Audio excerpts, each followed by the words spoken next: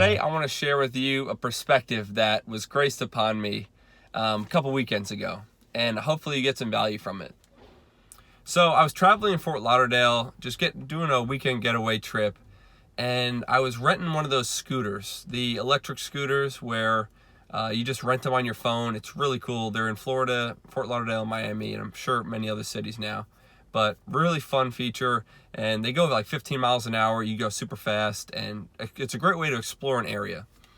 So here I am on that, never used it before, and I didn't really know how to check the battery of the thing that I'm on. So ended up taking it for about 4 miles, and then near this beachfront, I was on this peninsula. It only had a couple of bridges that you can get off to get back to where I was staying. So lo and behold, battery goes dead on me. The scooter is now powerless. I can't go anywhere. So I was looking at my GPS, and I was like 1.5 miles away from a place where I could actually park this thing. The area I was in, I didn't realize it, but I wasn't allowed to park my scooter and just be done with it. If I did it in that area, I would get a fine. And if you're financially responsible like myself, you don't like paying fines. It's against our code. So here I am, kind of in limbo. I'm 1.5 miles away from where I parked this thing. I got to kick push this electric scooter. And these scooters are not, by any stretch of imagination, meant for that. They're heavier than usual. They don't roll as quickly because they're all electronic components and should be propelling you. So here I am going 1.5 miles, right? It's 85, 90 degrees, really sunny out. I'm sweating like bullets from kick pushing this thing. I can't look at my GPS at the same time I'm using this scooter, and just not having fun at all. Just cannot wait to get to that 1.5 miles and out. And so I could actually park this scooter and be done with it and find one that actually had battery.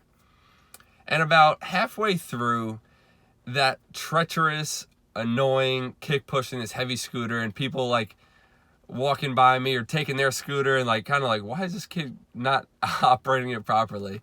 I thought to myself, there is no way I am not going to get this scooter and be able to park it in the proper area, right? Didn't want to pay the fee, and it just was non-negotiable, right? I was hot, I was tired, I wanted to take a break, but I said to myself, this is getting done.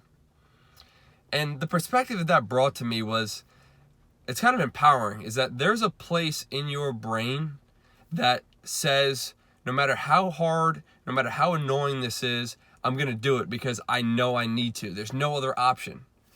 And you can apply this concept to so many areas of your life for things that you're really passionate about, but you might hit a speed bump, or it might disrail you. Or, for example, right, if you want to start a business and you maybe stall frequently in the past and maybe gotten away from it, or you wanted to lose weight and it's just not going your way, or let's say you've been single for a really long time and it's frustrating you, right? But you know what your end goal wants to be. In all three of those, or whatever your circumstances is, you know what success looks like. In that scenario, for me, it was getting to that location. You can endure anything. There's a spot in your brain that you can tap into that does not take failure or breaks into existence. So I want you to apply that space in your brain of resilience and this I'm not willing to quit, because it's in you, and it might only show its face in certain ways in the base case, but you can apply that and have the confidence to know that that's in you somewhere to go after what you want and make it non-negotiable. So that I've currently applied to my Amazon FBA business that I'm going after, and failure is not an option. Failure, taking breaks, getting this thing over the finish line is the only avenue that's going to be acceptable to me. So hopefully you got some value out of this perspective and feel empowered that this is baked in you somewhere, and you can apply that feeling, that part of your brain that says, I won't quit, to whatever you're passionate about, and go get after it. Thanks for listening to Live to Learn USA. This is Doug Montezella. Stay tuned for more.